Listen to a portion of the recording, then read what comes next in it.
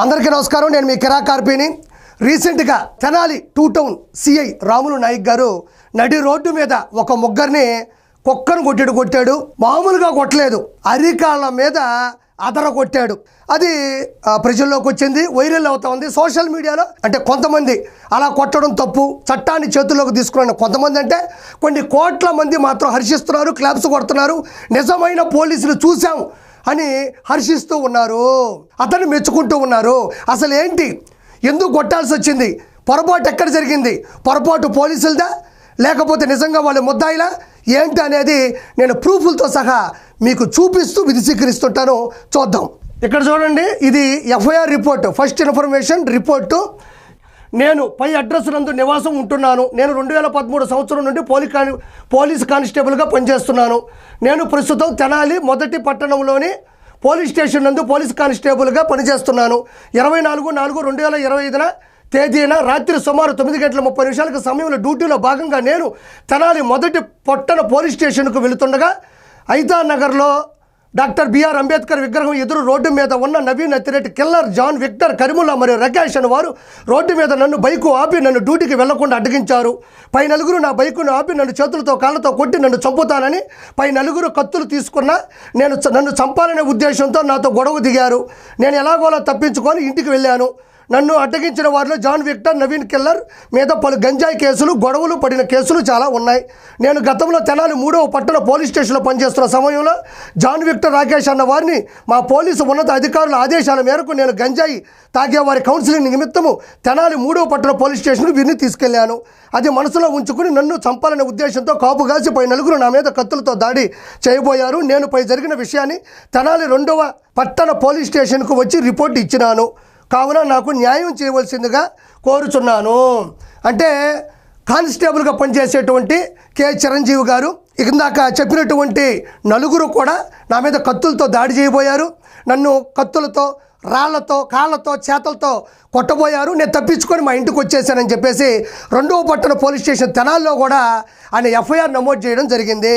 సరే, ఈ ఎఫ్ఐఆర్ కొంతమంది ఏదో కక్షపూరితంగా రాసేసుకొని సంతకం పెట్టేసుకొని అన్యాయంగా వాళ్ళని కొట్టారు అని అంటున్నారు. ఓకే, అసలు వీళ్ళు ఎలాంటి స్థాయి వాళ్ళు, వీళ్ళ మీద ఎలాంటి అభియోగాలు ఉన్నాయి, వీళ్ళ మీద పూర్వం ఏమన్నా ఎఫ్ఐఆర్లు ఉన్నాయా, కేసులు ఉన్నాయా, ఎలాంటి వాళ్ళ మీద జడ్జిమెంట్ ఉందన్నది ఒకసారి వాళ్ళ గురించి కూడా చూద్దాం. ఇలా చూడండి, Doma Rakesh son of Vasu 25 years old. ఇది చూడండి, crime number 274/2019 under section 324 read with 34 IPC of Tenali second police station PS. ఇవన్నీ నిన్నున్నాయి చూడండి. ఇవన్నీ కూడా దోమా రాకేష్ సన్ ఆఫ్ వాసు అనే వ్యక్తి మీద పెట్టినటువంటి ఆల్రెడీ నమోదైనటువంటి IPC సెక్షన్లు. ఇవి 1-2గా చూడండి. Crime number 151/2022 under section 143 324 read with 149 IPC of Tenali town PS. ఇది వాళ్ళల్లో ఉన్న ఒక ముద్దాయికి సంబంధించినటువంటి IPC సెక్షన్లు. 1-2 కాదు, చదువుకుంటూ పోతే జాగారం అయ్యేటట్టుంది నా పరిస్థితి. రెండోది చూడండి, Chebrol John Victor son of Israel 25 years old కుర్రాడు. ఇక్కడ చూడండి ఎన్ని కేసులు ఉన్నాయో. Crime number 155/2022 under section 8C read with 20BC NDPS act of Tenali second police station PSUI. 1-2గా చూసుకుని ఉన్నాయో. ఇవన్నీ వాళ్ళ మీద నమోదైనటువంటి సెక్షన్లు. Crime number 17/2018 under section 379 IPC of Ongole 2 town PS. ఇతని మీద కూడా సెక్షన్లు చాలా బలంగా ఉన్నాయి. Vemu Naveen Athireddy, Killer son of Niranjan, ఇతని మీద చూడండి ఈ పొడవులు ఉన్నాయి కేసులు. Crime number 35/2018 under section 392 IPC of Amruthaluru PS. ఇవన్నీ కూడా వీళ్ళ మీద నమోదైనటువంటి ఫేక్ కాదు, ఇవి ఒరిజినల్గా సాక్ష్యాలతో సహా మీకు చూపిస్తున్నాను. వీటిలో ప్రముఖంగా ఉండే కేసులు ఏంటంటే పూర్తిగా చెప్పాలంటే శాంతాడంత ఉంది. ఇదేంటంటే దోపిడీలు, దొంగతనాలు, గంజాయి దాగి అమ్మాయిల్ని ఈవిటీజ్ చేయడం, డేంజరస్ వెపన్స్ పట్టుకొని నడి రోడ్ల మీద తిరగడం, అటెంప్ట్ మర్డర్, అదేవిధంగా కిడ్నాప్ కేసులు. ఇవి నేను ఏదో చిటికిన వేలంత చెప్పా, కొన్నంత కేసులు ఇందులో ఉన్నాయి.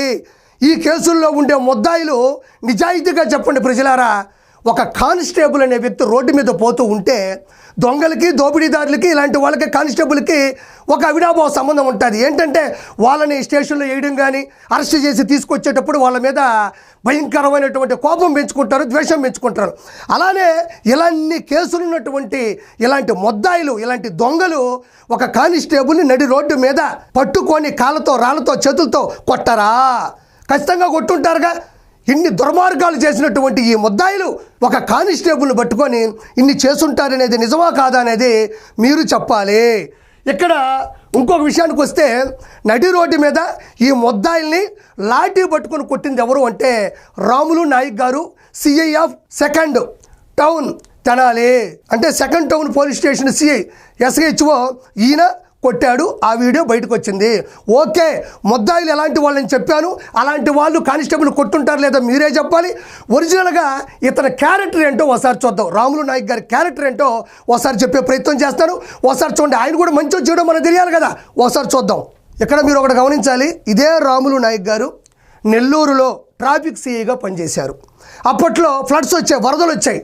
మామూలు వరదలు కాదు, ఇళ్ళు కానీ వెహికల్స్ కానీ అన్నీ కొట్టుకుపోయే పరిస్థితి.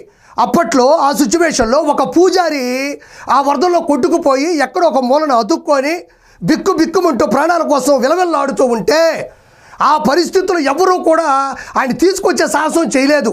ఏదో స్విమ్మింగ్ పూల్ ఈత కొట్టడం కాదు కదా, వరదలంటే ఫ్లోటింగ్ ఎక్కువ ఉంటుంది. ఆ పరిస్థితుల్లో సిఐ నాయక్ గారు ముందుకొచ్చి చాలా రిస్క్ చేసి కూడా చూడండి. ఇదే వీడియో నేను ఇప్పుడు చెప్పింది కూడా. ఇక్కడ హెడ్డింగ్ చూడండి, పూజారిని ట్రాఫిక్ సిఐ ఎలా కాపాడాడో చూడండి.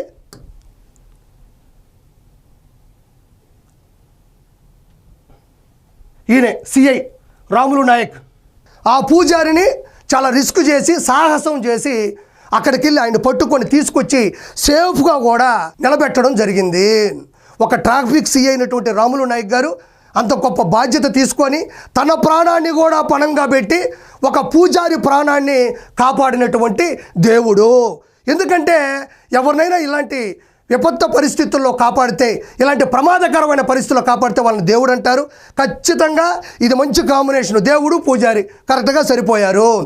దీన్ని పోని ఈ వీడియో అందాం, కానీ దీనికి ఎలాంటి గుర్తింపు వచ్చిందనేది నేను ప్రూఫ్ చూపిస్తాను. ఒకసారి చూడండి. ఈయన అప్పటి ఎస్పీ, నెల్లూరు ఎస్పీ విజయరావు గారు, అదేవిధంగా ఆయన వచ్చేసి సిఐ రాములు నాయక్ గారు. ఆయనకి వేసినటువంటి మెడలు చిన్న చితక మెడలు కాదు, అల్లాటప్ప మెడలు కాదు. ఇది కేంద్ర ప్రభుత్వం ప్రతిష్టాత్మకంగా ఇచ్చే శౌర్య పథకం. దీన్ని రాష్ట్రపతి గెలటరీ మెడల్ అంటారు. అంత గొప్ప మెడలు కూడా అతను కేంద్ర ప్రభుత్వం నుంచి రాష్ట్రపతికి సంబంధించినటువంటి గెలటరీ మెడల్ కూడా ఆయన పొందడం జరిగింది. ఏదో నేను నువ్వు ఇంకొకటి ఇచ్చే పథకం కాదు ఇది. కేంద్ర ప్రభుత్వం ప్రతిష్టాత్మకంగా రాష్ట్రపతి గెలటరీ మెడల్ శౌర్య పథకాన్ని పొందినటువంటి వ్యక్తి.